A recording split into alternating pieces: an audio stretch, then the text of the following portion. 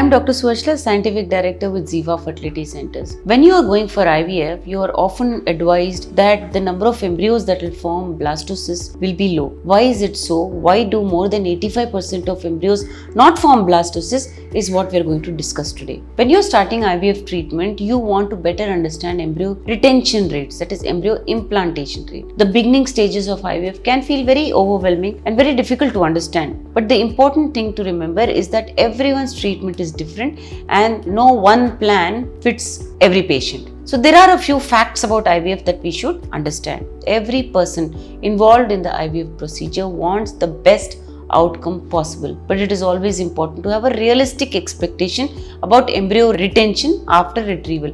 In our language, we call it as embryo implantation. One aspect of the IVF process that is very important to understand is that not every embryo will progress through all the necessary stages to implant and create a baby.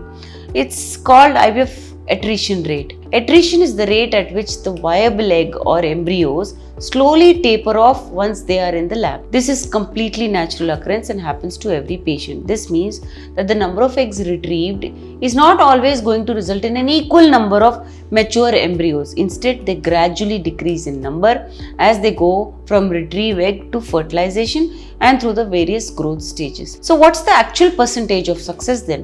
While there isn't a 100% accuracy rate, as each case is different, we can break success rates into commonly seen general percentage. 80% of eggs retrieved should be mature, 80% of mature eggs should fertilize, 30 to 50% of fertilized embryos make it to the blastocyst or transfer stage. So, say you just did your retrieval, egg retrieval, then if 80% of those properly fertilized, that leaves us with 6 embryos. If the rate of embryos making it to blastocyst is 30 to 50%, that leaves 1 to 3 embryos for transfer.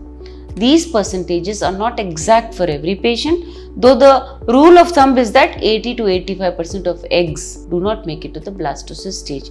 This is a natural phenomena because these eggs may have chromosomal disorders because of age and stimulation and many other factors. So, if you understand these facts, it's easier for you to understand the outcome of IVF procedures.